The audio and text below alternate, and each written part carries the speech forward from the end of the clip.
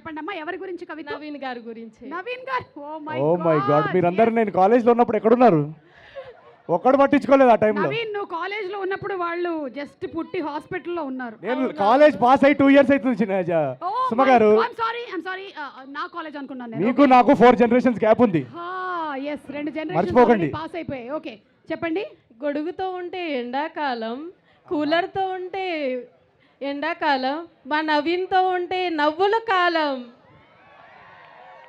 చూడు సిగ్గుపడుతున్నాడు రాజు గారు, సిగ్గుపడుతున్నారు. నవీన్ గారు ఒక్క ఫోటో ఇవ్వండి. నీ పేరేంటి please. చిట్టి? సింధు. సింధు, నీకు విషయం చెప్తా, మిగతాదంతా కంట్రోల్ కాపీ పేస్ట్ చేసుకో. ఇందాక చెప్పింది చెప్పిందే సేమ్ ఎడిటింగ్ లో వేసి పంపిస్తానమ్మా. Same loop. Thank you so much Sindhu. Thank you. తీసుకుందా ఈవెంట్ ఎండ్ లో అందరితో ఫోటోలు తీసుకుంటా. Okay okay. Thank you so much. Already పెళ్ళైనట్టుంది నీకు. కూర్చో. పెళ్ళైందా? లేదు కాలే. ఏది ఒకసారి మంగళసూత్రం క్లోజ్ చేయండి. వామ్మో, సింధు మీ ఆయన పేరేంటి? నవీన్, వీళ్ళ ఆయన సిద్ధు. సిద్ధు పోలీస్ డిపార్ట్మెంట్ అంట. సిద్ధు, నేను చెల్లెమ్మని కరెక్ట్గా టైంకి ఇంటికి పంపిస్తా, నువ్వు టెన్షన్ పడకు. చెల్లెమ్మ కూర్చోమ్మా, ఆ కవిత్వం లేదో సిద్ధుకు ఫార్వర్డ్ చేయి.